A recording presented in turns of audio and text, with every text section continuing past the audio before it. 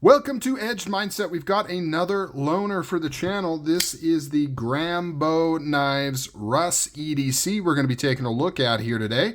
I'm going to give you my opinions, if I like it, if I don't like it, if I think it's a good buy, point out anything interesting about that knife. And what I've been doing lately is trying to do like a TLDR at the beginning, where I just give my overview rating before diving into the details in case people don't want to hang out for the whole thing. You can get a general sense of what I think of the knife, and then we'll dive into the details. Before I do that, let's do a little bit of history on this knife because I don't have much, so it'll go by very quick. This knife is designed by Grambeau. I hope I'm pronouncing that name correctly. Based on my limited research that I've done, he is a newish maker that is kind of a small batch type deal going on. I checked out his Instagram. It looks like he does make custom knives, handmade knives, fixed blades. I'm not sure if he's done a custom folder or not. If anybody knows, comment down below. And like a lot of makers are doing now, he quickly moved into overseas manufacturing for his knives. So this one is made by Bestech, I believe, is the OEM on this particular knife.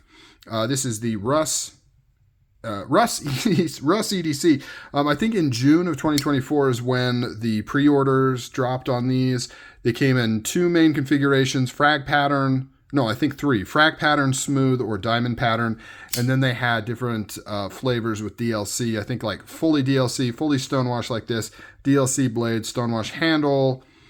Yeah, and I think that's all that I have on Kane and this particular knife. There is another design by him that is overseas OEM'd. That looks pretty cool. It looks pretty cool, but seems like a relatively new small batch maker that's on the scene. So let's check this knife out. So TLDR, what overall do I think of this? I think it is a reasonably capable kind of standard knife that I would expect from overseas OEM with a couple standout features that I want to mention. The first standout features is overall utility and size. It's a very usable blade. It's hollow ground. It's nice and thin behind the edge. Great all around blade shape. This is a user. It's going to serve a lot of different tasks. Ergonomics also are outstanding. And then the other thing of note is the action. The action on this guy is amazing. The acoustics when you close it is fantastic. And it is just buttery, smooth, and fun to operate. The detent ball is placed absolutely perfectly. So if that is your jam, if action is your thing, you will absolutely love this knife. Now, is it worth the money? I think these were like $350. Not outrageous, but also not overly impressive.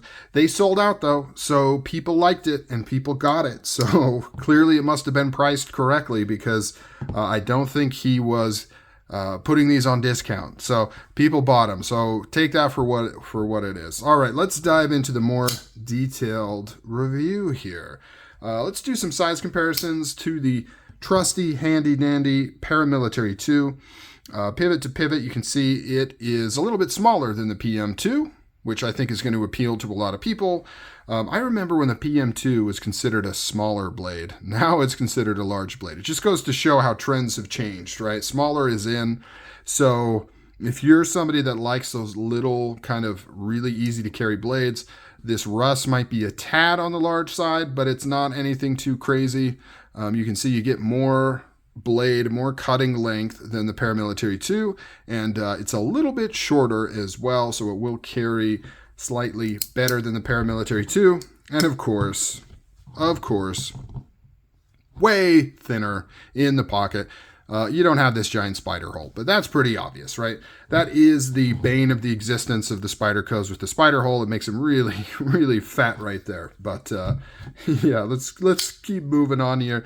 Nice draw point blade here. You got like a little, I don't know if that's considered a swedge, but yeah, I guess so. It's got a little swedge up at the top here. Magnacut steel on this guy. I could not find any information on how well Bestech does their Magnacut or really steels in general, at least nothing conclusive. I didn't hear anybody complaining, which is good, but I couldn't find any test data, and this is not my knife, so I'm not going to be doing any testing on it. Secondary bevel is nice and clean, as you can see right there. Pretty even on both sides. Sharpened very, very well. We're running on thumb studs right there. Nice and domed at the top with ribbed for my pleasure. Makes it nice and easy to use thumb. Reverse flick. You've got plenty of clearance back here. Might not look like it at first glance, but I've had no issues reverse flicking this knife as I have an issue. Isn't that how it goes? Right when I say I don't have any issues reverse flicking, I have an issue. Thumb flicking, absolutely no problem. Plenty of clearance there. This is a front flipper as well. I can front flip with my thumb all day and all night. Sometimes I can with my index. Just kind of depends on if I get stage fright or not. Okay, so more than likely, if you're better at index flipping, you can do it all day, whereas I will sometimes mess up. Jimping is about perfect. Like, some people may prefer it a little more aggressive, but I would say it's kind of going to hit your most average amount of people in terms of how aggressive the jimping is. Personally, I would like it a little more aggressive, but I think that's just me. I think most people would be fine with where it's at right there, so that's all good. Nice custom pivot right there. It's, is that a hex? No, I don't think so. No, it's not a hex. It's just a really big Torx right there. Very cool, though. It's not proprietary in that it requires a special tool, but it is not an off-the-shelf pivot, which I always appreciate. It's got a little bit more detail to it. You can see the brand right there. Grambeau, very cool. Frag pattern on the scales. They're also contoured, which is nice. Nice attention to detail. You've got a floating stop pin, which for a knife like this is fine. I know some people don't like floating stop pins because they feel like they should be screwed in for extra stability. In my mind, this is not a bruiser of a knife. Pretty thick blade stock here, pretty decently thick tip. It can handle quite a bit, but it is not what I would call a hard, heavy-duty, super use type knife. To me, it's just an all-around capable EDC knife. I think I mentioned that it's hollow ground. If I didn't mention it's hollow ground, it is hollow ground. So it is nice and thin behind the edge. Cuts very, very well. I have done a little bit of light cutting with it. Like I said, it's not my knife. I don't want to get too crazy. Cuts very, very well. Nice piercing blade profile too. If you did need to use this for something other than cutting, it would be capable for that as well. Titanium all the way around. This is a fully metal knife. There is no, actually, let me take that back. Maybe the races, I don't know what the races for the bearings. It is running on bearings. I don't know what the races are made of. So I'm assuming they're brass or bronze. If not, then I guess maybe that could be a little bit of plastic in this knife. But that would be the only exception. Everything else is metal on here. It is a frame lock, bolster, frame lock. You can see that it is a titanium one piece. So this is all one piece like a frame lock. Then it has a steel insert for the actual engagement. But then it just kind of has like a cover, a titanium cover that sits on top of it. So, I don't know. I always get a little confused with bolster locks and subframe locks and things like that. I know it's not a subframe lock because it's all one piece. So kind of like this, but it's pretty similar to this. This one completely covers up everything down below here, where here this is all exposed. And then this one's exposed up here, whereas it's completely covered up here. So almost the reverse of this style. So I don't know. Comment down below if there's an official name for what this is classified as. But as far as I'm concerned, it acts like a frame lock for the most part. Just has this cover here, which also acts as the over travel so that you can't overbend your lock bar, bend it out of place. Milled titanium pocket clip. Reasonably okay carry. You're looking about here. From the outside, you might think it's deep carry, but it's not really. It goes to about there. It is not reversible. It is right hand tip up carry only. Very good tension. Very good lip action there for getting over your pocket. Goes in out of the pocket, in and out of the pocket very, very well.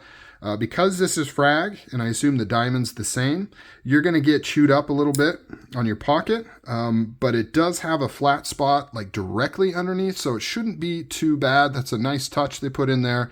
but it's been my experience that even if you've got it smooth underneath, you will sometimes get a little bit of aggression going on just as it gets underneath this lip here at the front. But very well done, very well done.